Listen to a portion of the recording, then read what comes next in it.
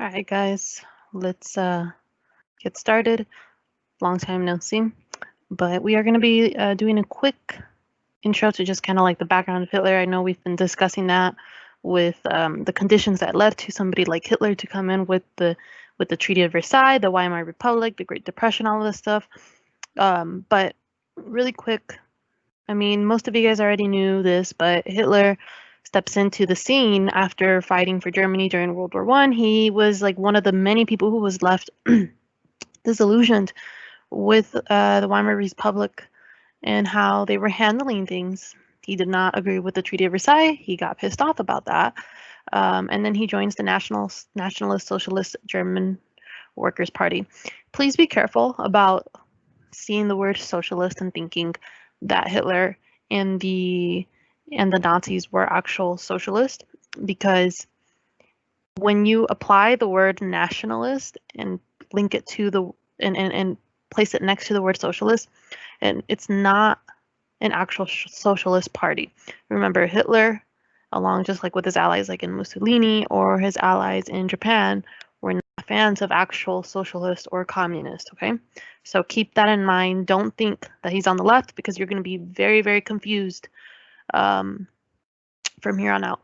But anyways, during his time in this party, which eventually turns into the Nazi party, he outlines this 25-point program, which includes elements of giving workers more rights, and it includes elements of, anti-Semitism. If you don't know what anti-Semitism is, it's just like a hatred for Jewish people.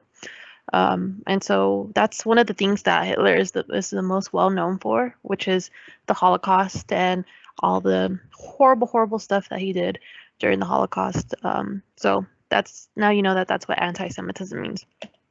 All right, next one. Pause if you need to with your notes. But anyways, background on Hitler. Hitler's first attempt in trying to take power came during the beer hall putsch, when he tried to take control of the local government in Ruhr and planned to march in Berlin. So basically, they were going to go in and they were going to come in with their weapons, and they were just going to like hold some people hostage, and hopefully they would, have enough numbers and strength and enough people to kind of just go into this and overtake Berlin, eventually go into Berlin. But the plan failed.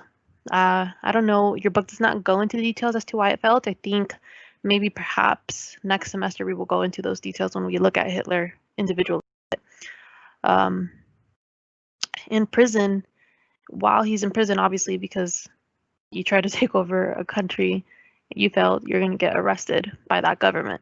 But he's in prison, and while he's in prison, he's writing this book that is very well known, and it's known as Mein Kampf, which translates to My Struggle.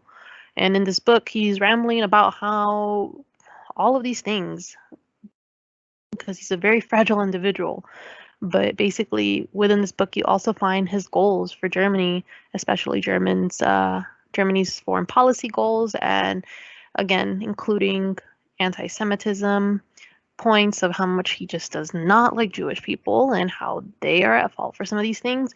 Whether he believed them or not, he wrote them in the book. Part of me thinks that he did believe them, but the other part of me thinks that he was playing this out to be a bigger thing so that he can get other people to join in the mentality to follow along with him. And also some very strong elements of nationalism. So remember, very similar to what we see in Italy, very similar to what we see in Japan, right?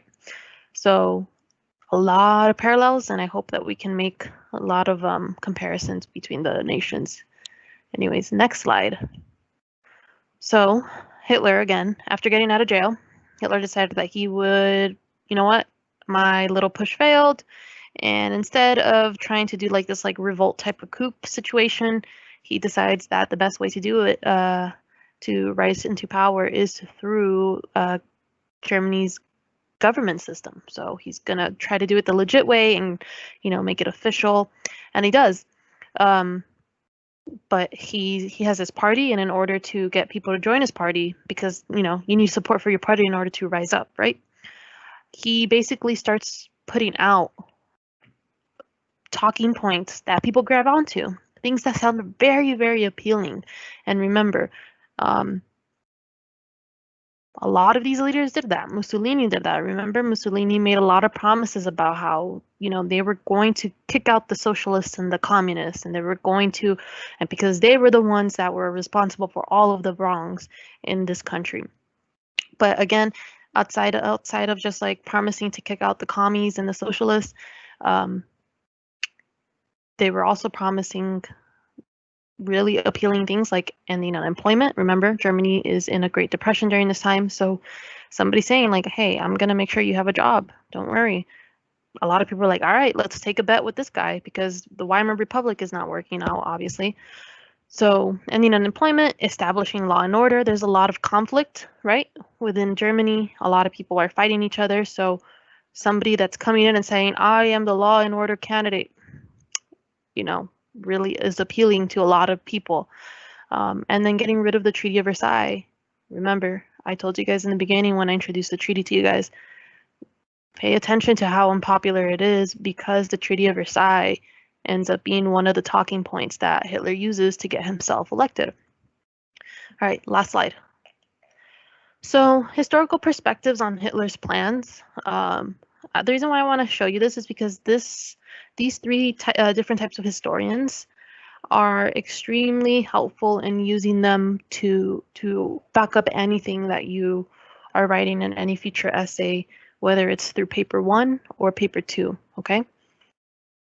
And same thing goes for any other historians we use during any other of our topics. So, for example, some historians, like this guy right here, Hildenbrand, argued that Hitler used Mein Kampf as his blueprint when he was in power. So what these three perspectives are trying to argue is whether or not Hitler had all of this envisioned and already set out and mapped out in his head, or he was just kind of going with the flow and whatever was thrown his way, he was just adjusting and just kind of just like winging it, And so Hildebrand is saying like, no, he had all of this planned out.